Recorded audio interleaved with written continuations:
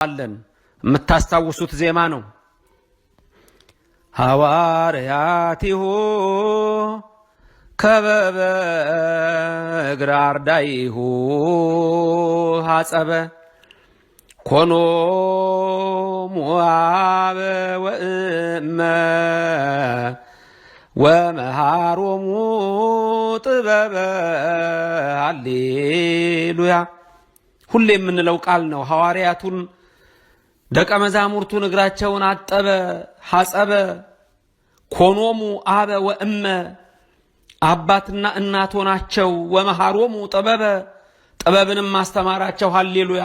እሱ ለዘላለም ምስጉን የሚሆን ከባህሪ አባቱ ከአብ ከባህሪ ሕይወቱ ከመንፈስ ቅዱስ ጋር የሚመሰገን እሱ እግዚአብሔር እርሱ የሐዋርያቱን እግር አጠበ ይላል። ይሄ ዕለት የሐዋርያቱን እግር ያጠበበት ጥምቀትን ለነሱ የሰጠበት ልዩ ቀን ነው። ሶስተኛ ይህ ቀን ዕለተ ሐሙስ ጌታችን ፋሲካን ያደረገበት ዕለት ነው። ከደቀ መዛሙርቱ ሁለቱን ልኮ ፋሲካን እናሰናዳል ብለው ማክሰኞ ዕለት ጠይቀውት እንደነበረ ከሁለት ቀን በኋላ ፋሲካ ይሆናል ስላላቸው እነሱም ይሄን ስለነገራቸው እነሱም ቤት እናዘጋጅ ብለው ስለነበረ እነሆ ከከሌ ቤት ሄዳችሁ አዘጋጁ እንዳላቸው በዛ ፋሲካውን አዘጋጅተዋል። በጉንም አርደዋል። ልብ በሉ፣ ጌታችንና አምላካችን መድኃኒታችን ኢየሱስ ክርስቶስ ፋሲካውን አክብሯል። እኛም ዛሬ ዕለተ ሐሙስን ፋሲካውን እናስበዋለን። ኢየሱስ ክርስቶስ ኦሪትን ወደ ሐዲስ ሊፈጽም የመጣ ራሱ አማናዊ መስዋዕት ሆኖ የቀረበ ነው። ግን ፋሲካውን አከበረው። በዘጸአት 12 ላይ እንደተጻፈ እስራኤል የቂጣውን በዓል ሲያዘጋጁ የፋሲካውን በግ ሲያርዱ ያለውን ሥርዓት እንዴት ከመቅሰፍት እንደተሰወሩ በራቸውን ዘግተው እንዴት ከመላከ ሞት እንዳመለጡ ቅዱስ ነቢይ ሊቀ ነቢያት ሙሴ ይጽፍልናል። ኢየሱስ ክርስቶስ ይሄንን በዓል አከበረው።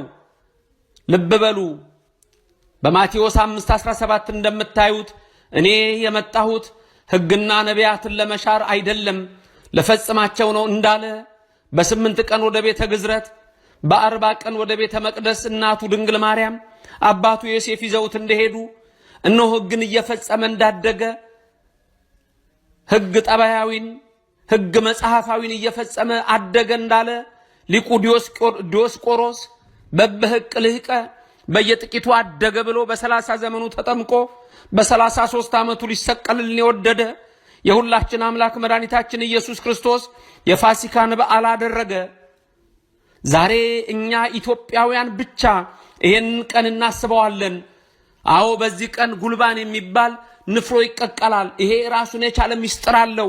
ዋናው ግን ለዛሬ የምገልጥላችሁ የፋሲካን በዓል በማክበር የሚደረግ ነው። ኢትዮጵያ ቅድመ ክርስትና ሕገ ኦሪትን ከሕገ ኦሪት ቀድማ ሕገ ልቡና ሶስቱ ሕግጋት የሚባሉትን አንደኛ ሕገ ልቡና አዳም ከተፈጠረ እስከ ሙሴ፣ ሁለተኛ ሕገ ኦሪት ከሙሴ እስከ ዮሐንስ መጥምቅ፣ ሶስተኛ ሕገ ክርስትና እነሆ ከዮሐንስ መጥምቅ እስከ ምጽአት እሱ ራሱ ኢየሱስ ክርስቶስ የሰራልን ሕግ እነሆ በዚች ኢትዮጵያ ኦርቶዶክስ ተዋሕዶ ቤተክርስቲያናችንና በኤርትራ ኦርቶዶክስ ተዋሕዶ ቤተክርስቲያን አንድ ነንና በእነዚህ ቤተክርስቲያናት ብቻ የሚደረግ እውነት ነው።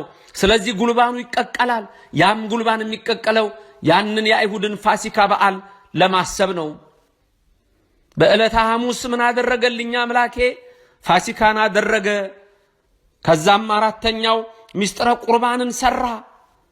በዚች ቀን ነው ሚስጥረ ቁርባንን የሰራው። ከሰባቱ ሚስጥራት አንዱ የሆነው ሚስጥረ ቁርባን ነው። ከአምስቱ አይማደ ሚስጥር አንዱ የሆነው አይማደ ሚስጥር ሚስጥረ ቁርባን ነው። ይሄንን ሥርዓት ሰራልን። ይሄንን ሕግ አደረገልን። ስጋውና ደሙን ሰጣቸው። ይሄ ለእናንተ ነገ የሚፈተተው ስጋዬ ነው፣ ይሄ ለአዲስ ኪዳን የሚፈሰው ደሜ ነው አላቸው። ስለዚህ በዚች ቀን መስዋዕተ ኦሪትን በመስዋዕተ ሐዲስ ተካው፣ ፈጸመው። ምሳሌው ተፈጸመ፣ አማናዊ ሆነ። መርገፉ ተፈጸመ፣ አማናዊው ተገለጠ። ስለዚህ መድኃኒታችን ኢየሱስ ክርስቶስ በዕለተ ሐሙስ ሚስጥረ ቁርባንን አደረገልን። እንግዲህ ይህች ዕለት ብዙ ነገሮች ተደርገውልናል።